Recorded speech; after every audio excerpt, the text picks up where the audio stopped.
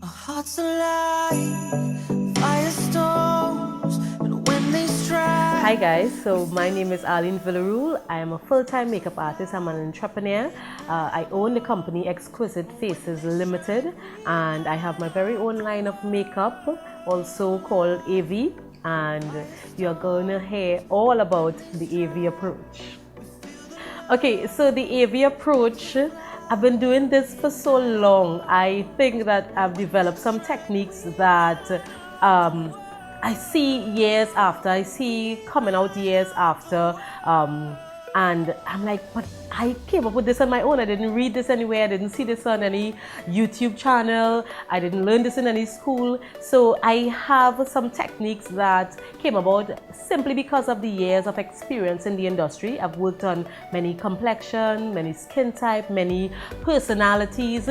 So we kind of put together the AV approach. When I teach my workshop, we have the basic class and we do the AV approach in all the natural day looks and color blocking, and then we have the advanced, but they're all AV approved. So no matter where you learn your makeup before, when you come to me, you are definitely going to take something completely different because it is the AV approach. I started off, I did a one-day workshop with Sasha Cosmetics, and then I started working with them as a sales rep. Shortly after that, I think I worked with them for 6 months, and shortly after that I went to England and I did every possible job you could think about. I sold CDs on the road, you know, dress up nice and stush with a dress pants and jacket, and I would sell CDs on the road because in England it was so difficult to land a job without experience in the country. You needed to have experience to work there. So I would sell CDs, you know. Then we started buying our own CDs because we don't want to go back in without the quota that they gave us. So we realized it wasn't making much sense. And then someone saw us, my girlfriend and I, and they found that, you know, you all look so good. You all could market this business where you could come in and get your makeover and photos taken. We went and we did that, and then it was too much. It was because the weather in England is terrible. It's unpredictable. It's raining 1 minute, it's snowing, then it's hot. And when it's hot, it's not like Trinidad where the breeze is blowing. It's still, so it's super hot. So we couldn't handle the climate being on the road. So we walked into Oxford's Selfridges one day on Oxford Circus. We were blown away by the beauty department. There was perfume, there were makeup brands that we never heard of in our life. You know, just the smell. We went in there and we were like, this is where we need to work, like this is the life. So we were like so much groupies everywhere we go. We were like, oh my god, I want to work here, I don't want to work here. And then we went on the Giorgio Armani Cosmetics counter, and the class that the ladies there had, they had poised, you know, we said, this is it. And when we went up to the counter, they saw our makeup, our face, mind you, we going out on the road, but our face was well done. And they asked, which counter did your makeup? Because they would do makeovers on each counter, makeup counters. And they asked which counter did our makeup. And we said, no, we did our own makeup. And we asked them if they were hiring. They gave us application form. And lo and behold, we got a call, we went in, we had to do maths and English tests, all kind of thing like that, because we obviously had to do sales on the counter other than just do makeup. So we went and we got the job based on what we could do, and we didn't have much accreditation. As funny as it might sound, we never went to makeup school. We never had any certification to say I'm a makeup artist. So, you know, I must say it was God putting things in order for me way back then for where I am today and what my purpose is in life, where I'm supposed to be, and the women that I'm supposed to impact and influence in life. He would just line it up. So we always say favor is not fear. So, you know, many British women will come on the counter, how did you land this job? Like, we live over here and it's so hard to get a job. And, you know, in the back of my mind, I'd be like, favor is not fear, you know. God put this in place for me, even though I didn't have to spend thousands of dollars like the other counter staff to go to makeup school. Anyway, I did that for 2 years, and then I returned to Trinidad, and you'll hear about that.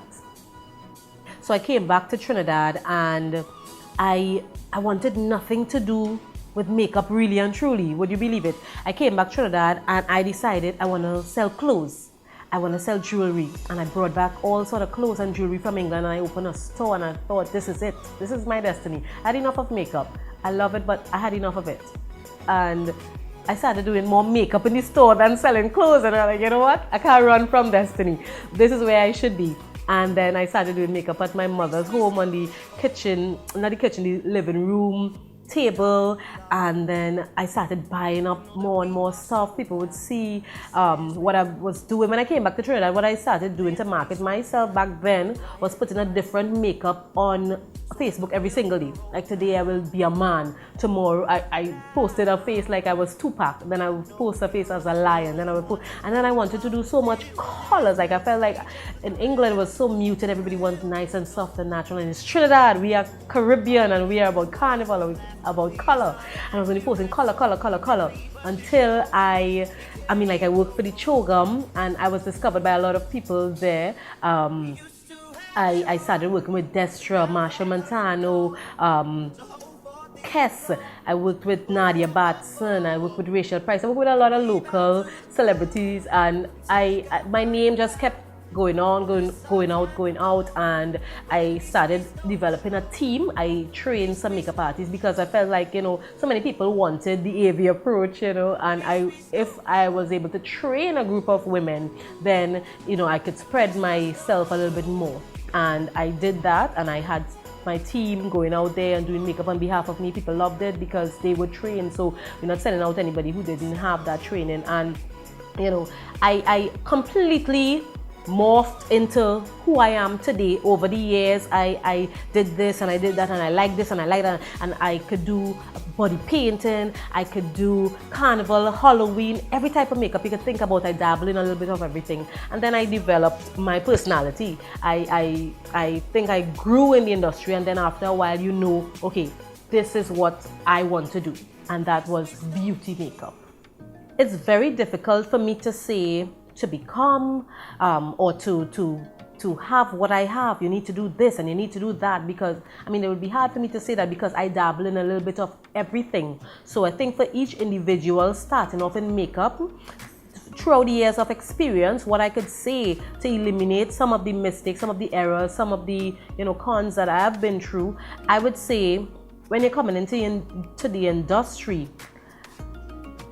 first and foremost, it can't be just about the money, because the makeup industry is such a fickle industry. If you're in it for just the money, you can be broken into pieces in a month.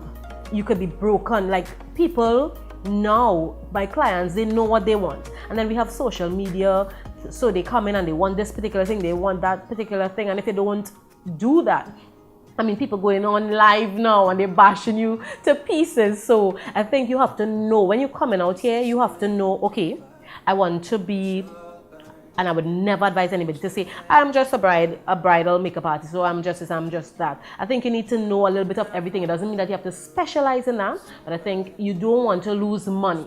So you need to know how to do everything on a particular level where it's professional enough, where it's decent enough. But I think you need to know yourself. You need to know what it is, what area. You have to think about it properly, because you can't be swallowed. You can't be overwhelmed. You can purchase and have a capital huge and start off in everything and then quit and have all of that just park up there because you didn't realize the industry was such a vicious one. It is overwhelming when you think about how many makeup artists is in the industry. My aim right now is to begin networking with other makeup artists. On the Armani counter, I learned from this one and that one and that one, and then I became a product myself, and they were blown away by what I was able to do in a short space of time. But it was simply because I learned from each one of them. I can learn from Angel Cumberbatch. She's a new makeup artist in Trinidad, but she's fabulous with glitter. I would look at her glitter work, and I will do a little technique like Angel. Pinky is the color blocking queen. She worked with me, she trained with me, and I will do a little bit of that. But it doesn't mean that I want to become Angel or I want to become Pinky. You have to know what you love. If you came into the industry, you love this particular thing, you have to be you, and you have to find a way to carve your own path without trying to be somebody else. If you could admire, you can use someone as your muse, you could have that person there as your inspiration, but never, never, never try to become and try to take all their this and I want that, what they have, and I want this. It will swallow you up, and if you come with the wrong agenda and mindset, you are not going to last in the industry. I am a brand. I would say I am a brand, I am a representation, I would say, of the real woman. Because I've been through so many things in my personal life, which I think obviously affected my, in a positive way, affected my makeup. I feel like I've been through relationship problems. I have women sitting in my chair talking about relationship issues. I'm able to relate to you. I'm the real woman. You could relate to me. I've been through issues where work is concerned. I've had someone stole $30-something thousand from me. You come in, you've been deceived, and you felt like this person who was so close to me did this to me. I could relate. I'm the real woman. I have been through, I'm a married woman. I have kids. I am a mother. I am a wife. I am a sister. I'm an employer. I am a, I'm a lot of different things. So I think I will consider myself, I am the real woman, where you could come, you could sit, you could have your makeup done. I'm good at what I do, but I could also relate to you. I'm a spiritual person, so I don't just deal with things on the regular level where you talk to somebody and you're like, get them, go on, get them a piece of your mind, and go on, get them a piece of your mind. You want to leave somebody feeling more, you want somebody to leave your presence feeling more uplifted, more edified. So you're going to give them something that will strengthen them. When anybody leave my presence, and that's my prayer in the morning, if someone leave my presence feeling better about themselves, I've done my job. Of course, I want to make you feel more beautiful, but if you feel better about yourself, I've done my job. That's a very interesting question, because my worst time in my life sort of pushed me to my best time. My worst time in life was when I was living in England and I was trying to find myself. I was working Armani. I was an alcoholic. I was smoking weed on a daily basis, morning before I go to work, midday on my lunch hour, and I will be drinking as well because I want to be high all the time. I don't want the high to pass. And then when I come home, I will be drinking. And it was like, in the beginning it was nice. I was high and I was just doing things without even thinking. I didn't have any emotion because I was out there, being a Christian girl in Trinidad, going out there, and your life just completely changed. And I couldn't deal with it in my own, in my own self. So I felt like I needed to be high all the time, and it was one of the lowest times in my life because I remember feeling like a shell.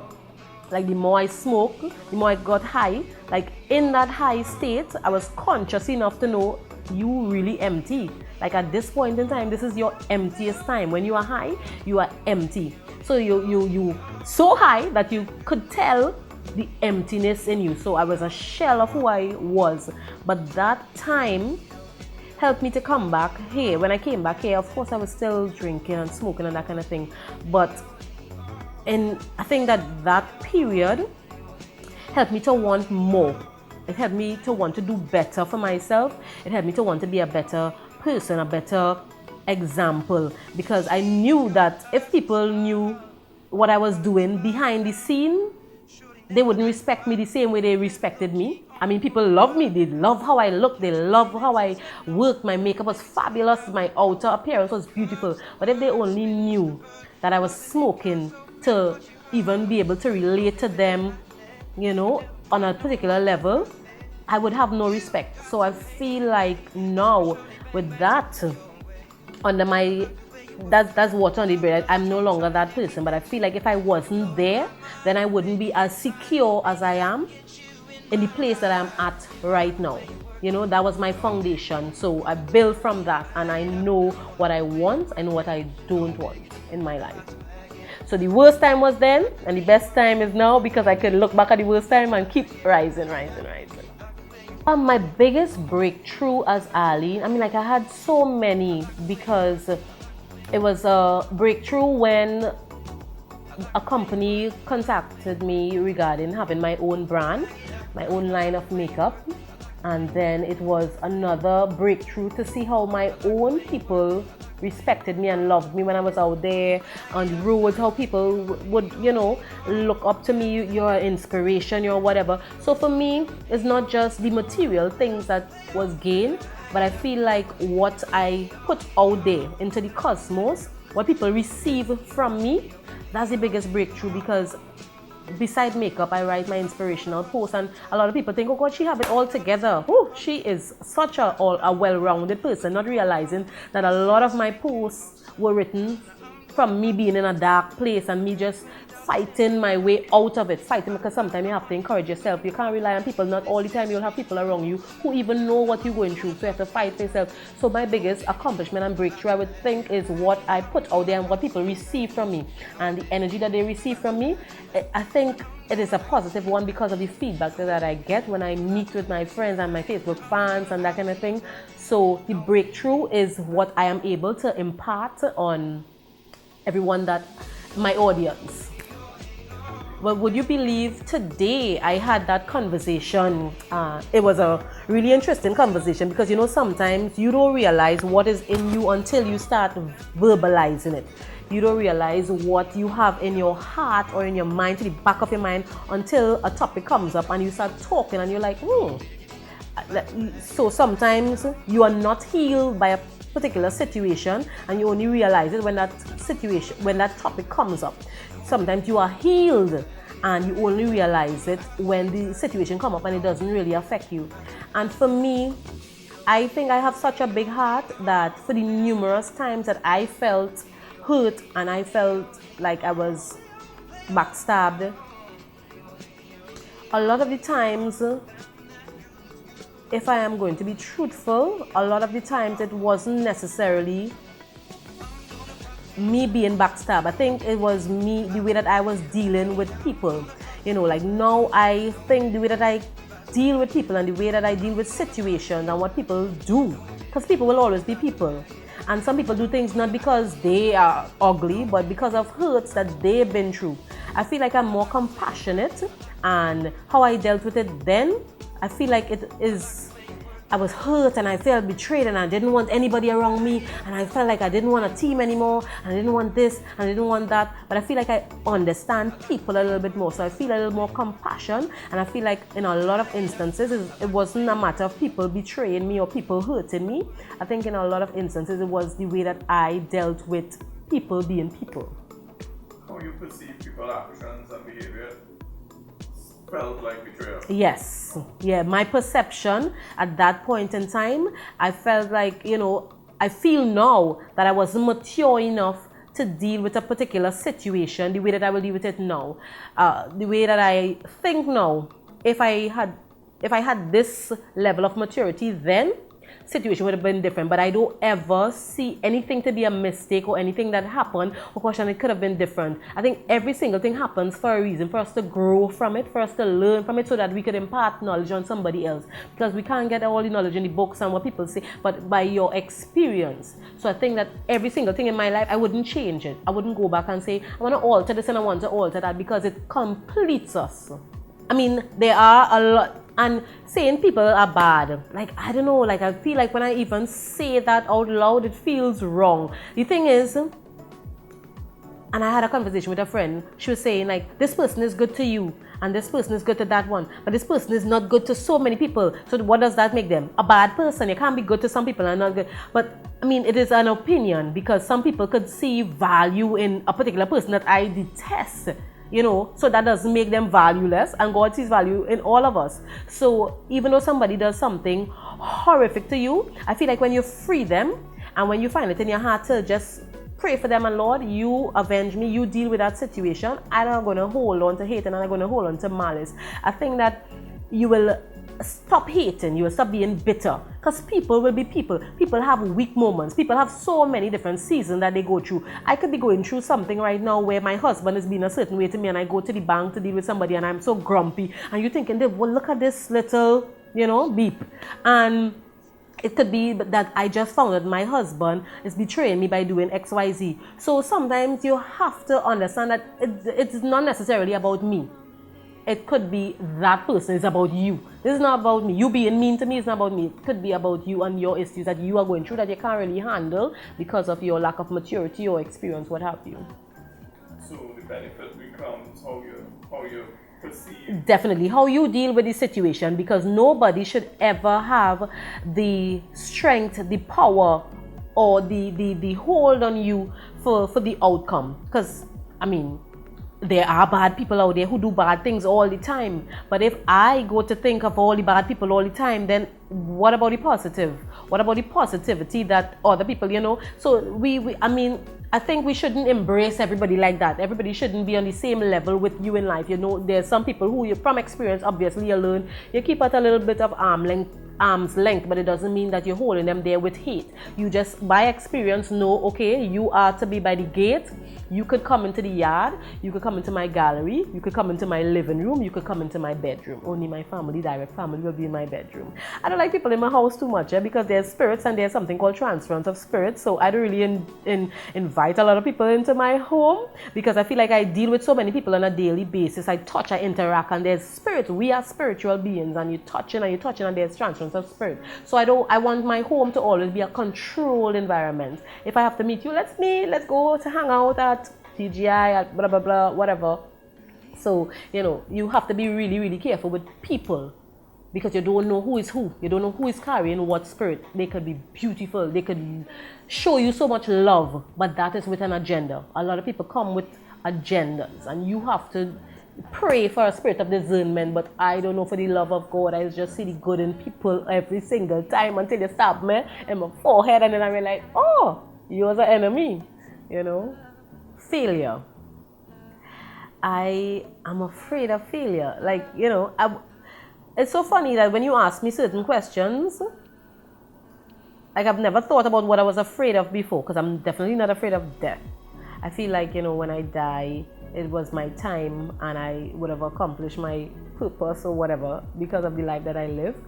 But what I'm afraid of, like, instantly as you asked that question, what came into my mind immediately was failure. And not just general failure of being a poor mother to my children, failure at being a good makeup artist, an excellent makeup artist, failure at being an entrepreneur, because I mean, everybody has business, but you know, not everybody business takes off and is continuously growing and evolving, and I try to do that. Like, everything that I do, I try to constantly reinvent and keep going up, because I don't think in life, nothing you should be doing, you should be so comfortable at one point. If you're not every single year growing to a different level in whatever area, it doesn't mean, okay, this year I'll have a house, this year I'll have a car, this year I'll have a whatever. In different areas of your life, whether it's spiritually, you evolve, because this year you might evolve spiritually, but next year you evolve spiritually, so you're able to deal with a particular natural situation better, whether it's a loan or whatever, you're able to deal with things better. So you would know it's a personal thing to each person. My fear is definitely failure. So I always when I pray, like, I want to be the best daughter to my mother, I want to be the best sister, I want to be the best employer, I want to be the best wife, I want to be the best, you know, that I could possibly be. I'm not trying to be like anybody else, but the best that I could be. I just feel like in the makeup industry, I want people to warm up to the idea of collaborating, because I'm going to hit Trinidad very hard with some things coming up in the future where collaboration will be necessary. And as a good friend told me, the show EMATS, that would not have been possible without collaboration. Now, many brands selling similar things came together and put together this event, EMATS. Now, one person could have said, yeah, but if I am there and Black Opal is there, they're going to affect my sale. But when you think about the amount of people in the world having different tastes, having different style, having different whatever, everybody can make it out here. And I think if we collaborate, we reach further as a body than just one person here, one person. It is very difficult to see from a distance one light. But if a group of, what do they call a group of lights come together, it's this one big thing, you're more visible. So I think in Trinidad, we need to definitely be a little bit more open to collaborating as makeup artists. I know every industry has that kind of, you know, me and me and me, but I could only speak about my industry, and in my industry I don't feel like we collaborate enough. And I'm going out there and I'm going to meet with every single one of you, and we're going to join together, and we're going to go out there on the map. We're going to be recognized, because we have so much talent in Trinidad. We have so many talented makeup artists, but everybody wants to do it, and me and this thing, and I want to be the best, and let's collaborate. And my OMG moment would be my son and his reaction to people's reaction to him being my son. You know, like, he would be like, Mommy, this teacher asked me you're Arlene Villarule's son, and your mother is so this and your mother is so that, and the way that people will respond to him and how he will come back and be like, mommy, but you real important, you know, and you have real ranks, you know, and you have real whatever, like, you know, I feel like it's so cool coming from an innocent child. You know, when an adult tell you, oh gosh, you're real good and you're real whatever, people just have a little agenda. Not that everybody like that, you know, I love to hear from people and how they feel about my work. And I feel like coming from a child, an innocent child, has always been like, oh my gosh, oh gosh. Not oh my god, oh gosh. Yeah, so just hearing how my son feels about how people feel about me. If you're interested in going out there and becoming the best makeup artist, whether it's to become a makeup artist or just to be able to do your own makeup, you can contact me at AV, Arlene Villarule Felix. We have the page, The Art of Beauty by Arlene Villarule, arlenevillarule.com, and you can contact us on 484-2280 or 289-1144. We don't just teach looks, we teach techniques. Bye.